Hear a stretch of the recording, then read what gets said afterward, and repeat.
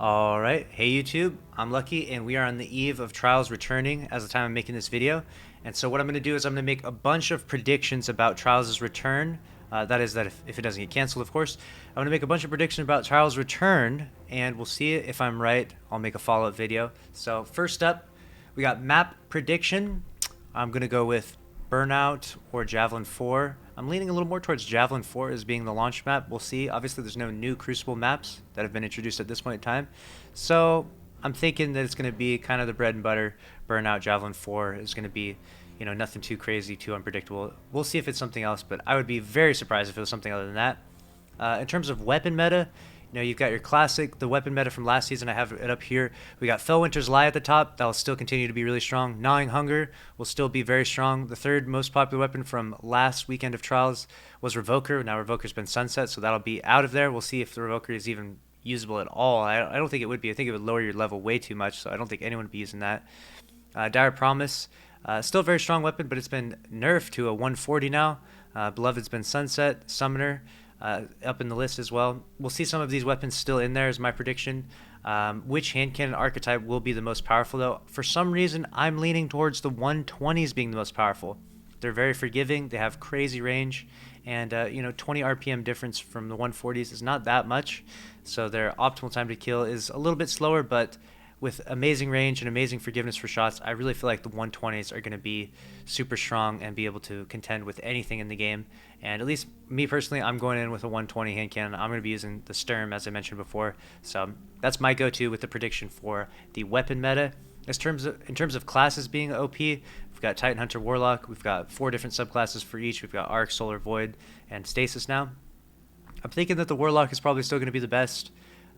With the extra added freezing abilities with the melee, I think that's going to be really good. I think that'll be probably the most popular class. We shall see. I think that the Titan movement as a secondary note will be really, really strong though, so definitely don't laugh at the Titan movement. Obviously, Hunters have Mask of Bakris, but I don't think that's going to be as strong. Because of the cooldown with that, I don't think that's going to be as strong. That Titan slide with Stasis is insane, and the melee is also really crazy too, so I'm going to say that Warlock is going to be the king of Trials for the first weekend. For the initial start, but Titan, when their crazy movement, might take over with time as the meta shifts throughout the season. The next I'll go over is the loot. Obviously, the loot could be anything. It could be helmet, could be summoner, it could be anything for 3, 5, and 7 drops. Who knows? Hopefully weapons. Bungie, please make it weapons. Please put the summoner at like 3. That would be 10 out of 10. Great choice. Or put the Astral Horizon at 3. Either one of those being at 3 wins would be a big weekend. It would increase the population drastically. Hopefully Bungie knows that. They're aware of that. I've made several videos about that, so hopefully they're aware of that. But from the Flawless chest, you'll now get Adept weapons, so that'll be extra sick. The first weekend, Bungie should definitely flex what they can do and what they're capable of. They should get the Trials numbers up as much as possible, and they should either put the shotgun at 3 wins and the auto rifle for the Flawless chest, or vice versa.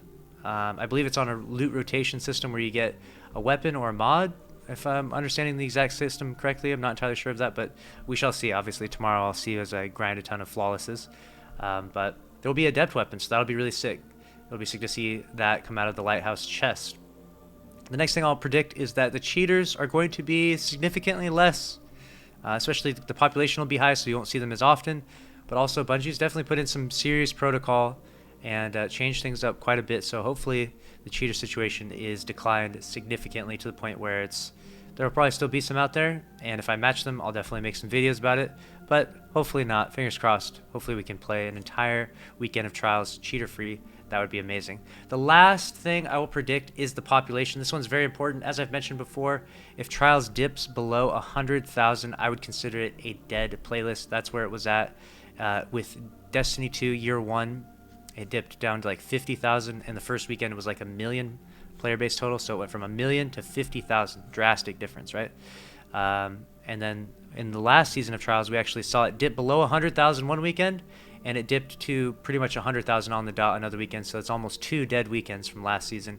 Hopefully, fingers crossed, we can have a better season with the Adept perks, these Adept weapons in the game, and cheaters being less around and prominent, and the sandboxes being pretty decently balanced right now, so hopefully the PvP experience is really good and the population will be good. My prediction for population would be I'm going to say 400,000 players because we're kind of deep into Beyond Light now. So the initial hype of a lot of people has kind of fizzled out quite a bit. But so I don't think we're going to see as many as we would see if it had been available week 1 as it was intended. But unfortunately, the Shadebinder glitch delayed it by 2 weeks. So I'm thinking the population for the entire weekend at the end will be 400,000 players in total. So we'll see. That's my prediction. Let me know your thoughts in the comment section below. Let me know if you have any other predictions that I missed out on, or if you disagree with my predictions. We shall see. I mean, it's super exciting. We're going to find out what the real PvP sandbox meta is soon here.